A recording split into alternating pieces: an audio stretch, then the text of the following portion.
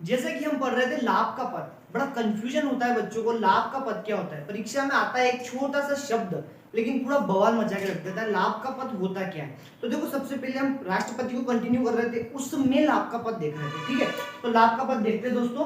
संविधान के अनुच्छेद 102। दोस्तों, कहीं खाना खाने जाते हो तो वहां पर आप 101 रुपया देते हो ना, ये बड़ा तो है 102 है ना। तो 102 के अंतर्गत संसद सदस्यों की योग्यता, यानी संसद जो है सदस्य जो है संसद के, उसकी योग्यताओं के निर्धारित करने के लिए लाभ का पद शब्द का प्रयोग करती है। यानी उसको जो उसके सदस्य है उसको निर्धारित करना है, मतलब नियुक्ति, उसके लिए क्या करती है संसद, एक लाभ का पद का प्रयोग करती है। यानी मतलब कहने का मतलब ये है कि संविधान में लाभ के पद को परिभाषित नहीं किया हुआ है।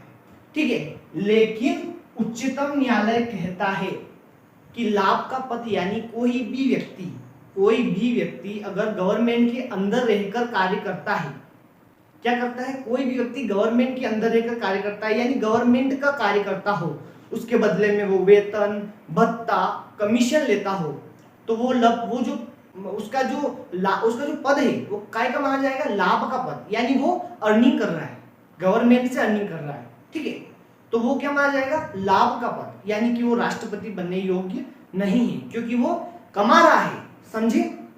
तो ये होता है लाभ का पद। बड़ा ही सरल है दोस्तों। ठीक है, अब हमने लाभ का पद देख लिया, राष्ट्रपति को देख लिया, अब राष्ट्रपति को हम निर्वाचित करवाते हैं। ठीक है, निर्वाचन अनुच्छेद 54 व 56।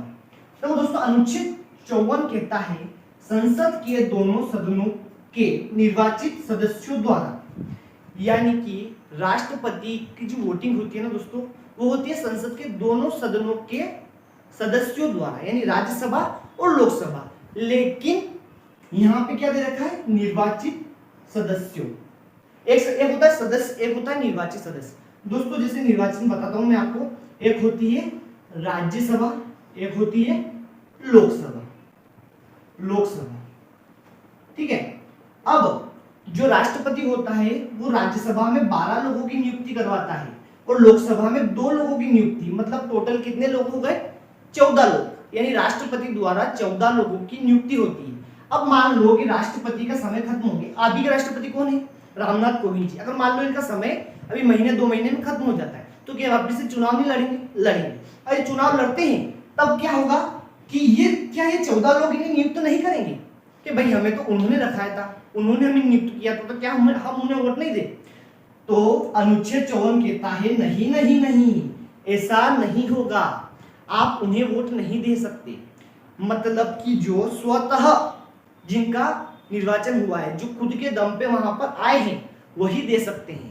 जिनको नियुक्त किया गया है वो नहीं दे सकता। समझे? इतना माइंड में बिठा लो बस।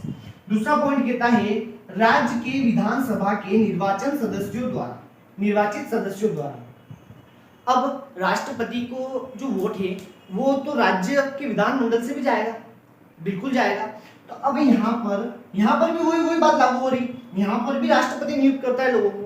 तो ये सब तो, अब जैसे अपने भारत में 29 राज्यों के 29 राज्यपाल है।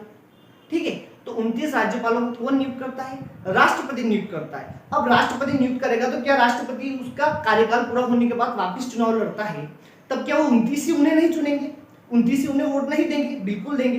तो यहां भी कहता है नहीं नहीं नहीं, ये भी नहीं होगा, आपको वोट वही देंगे जो स्वतः नियुक्त होके आए हैं। कौन आए हैं? स्वतः नियुक्त होके आए हैं। ठीक है, इसमें दिल्ली प्लस पुडुचेरी, ये जो है ना दोस्तों, ये केंद्र शासित प्रदेश है, ये भी शामिल है। ठीक है दोस्तों, तो यहाँ पे ये चीज लागू होती है। अब तीसरी बात ये है कि अनुपातिक प्रतिनिधित्व की एकल संक्रमणी मत प्रणाली द्वारा, यानी कि जो अपना राष्ट्रपति है उसमें जो वोट देते हैं, तो जो वोट देंगे सभी नेता, उनमें क्या होगा, एकल प्रणाली, यानी कि प्रत्येक बंदा एक वोट देगा। मैं हूं, आप हो। क्या आपने कभी ये बात सुनी है कि चलो राष्ट्रपति की वोटिंग हो रही है, मतलब कि राष्ट्रपति को आप वोट नहीं देते, राष्ट्रपति प्रधानमंत्री को कभी वोट देने गए हो? कभी नहीं गए हो। क्यों नहीं गए हो? क्योंकि उनकी जो वोटिंग होती है वो होती है अप्रत्यक्ष। क्या होती है? अप्रत्यक्ष, यानी कि दिखाई नहीं देती। कभी आपने ये बात सोची क्या राष्ट्रपति को तो हमने कभी वोट नहीं दिया, प्रधानमंत्री को तो हमने कभी वोट ही नहीं दिया, सीएम को हमने कभी वोट नहीं दिया। तो क्यों नहीं दिया? क्योंकि उन्हें आपके द्वारा नहीं चुना जाता, उन्हें आपके द्वारा नहीं चुना जाता। उन्हें कौन चुनता है? संसद के सदस्य, विधानसभा के सदस्य, उन्हें वो चुनते हैं। यानी कि कहने का मतलब है कि उनका जो चुनाव होगा वो अप्रत्यक्ष होगा, यानी कि आपको दिखाई नहीं देगा कि उनका चुनाव हुआ है। ठीक है, चलते हैं आगे की ओर। अब देखते हैं हम राष्ट्रपति का कार्यकाल। ठीक है, तो कार्यकाल है दोस्तों अनुच्छेद 56 कार्यकाल को दर्शाता है। पहला दे रखा है शपथ ग्रहण की तारीख से 5 वर्ष, यानी कि आज शपथ ग्रहण हुआ है तो 5 साल बाद इसी तारीख को उसका रिटायरमेंट हो जाएगा। समझे? ये है शपथ ग्रहण की तारीख से 5 वर्ष। ठीक है, अगला पॉइंट दे रखा है इससे पहले अगर राष्ट्रपति चाहे कि नहीं मुझे मेरा पद त्याग करना है तो वो उपराष्ट्रपति को त्याग पत्र देकर वहां से हट सकता है, अपने पद को छोड़ सकता है।